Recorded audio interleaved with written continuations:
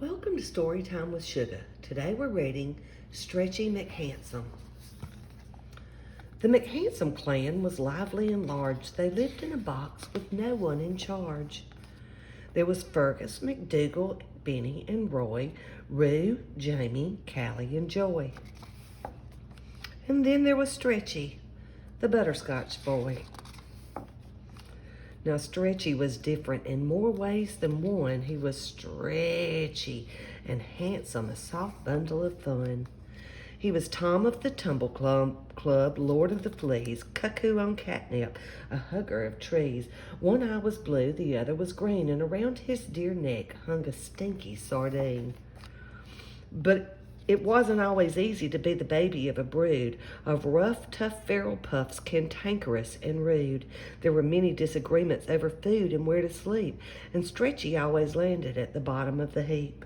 So was it any wonder that Stretchy hatched a plan to take a small vacation from the wild McHandsome clan? His brothers and his sisters all agreed that he should go, and gave him a good looking from his head down to his toe. Then after a tasty breakfast of fishy bones and rocks, our butterscotch boy sprang out of the family box. The first thing he did, which to some could be frightening, was dash down the street like butterscotch lightning.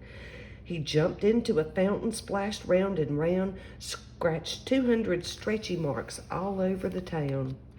The freewheeling kitty made a stop at the zoo for an ear-splitting roar from a cousin or two. But the tigers thought Stretchy smelled just like dessert, so the butterscotch boy hid under a skirt.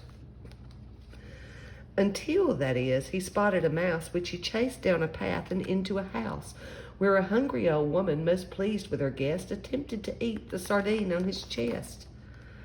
Stretchy escaped with his tail all akimbo to soak up the sun in an old bookstore window. On the sidewalk outside, all squeezed in between, stood a lass named McBride, a real sweet human beanie. She had unusual looks, wore the ears of a kitten, and around her wee neck hung a wild woolly mitten. When Beanie saw Stretchy, it was love at first sight. She raced into the store and squeezed the cat tight. She ruffled his whiskers and butterscotch fur. He replied with a nip, a lick, and a purr. In a matter of minutes, the pair were both smitten. They traded two things, his sardine for her mitten.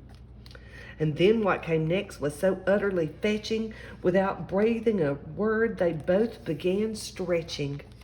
At the very same time, back at the box, McDougal found Stretchy's collection of rocks. It made them all wonder where Stretchy was at, because it's scary out there for a wandering cat. Then every McHandsome handsomely hissed as they set off in search of the brother they missed. Fergus found a tiny poop. Callie met the cousins. Benny spied a stretchy mark. Rue discovered dozens. McDougal met a tired mouse. Jamie made a wish when Roy and Joy picked up the scent of a very stinky fish. A tiny bit later, a girl and a cat were riding a seesaw and having a chat, while 2 streets away 8 noses were seen sniffing the air for a stinky sardine.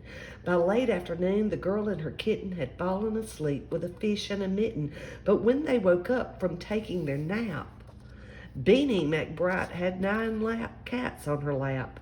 There was Fergus, McDougal, Benny and Roy, Rue, Jamie, Callie and Joy, and don't forget Stretchy, the butterscotch boy.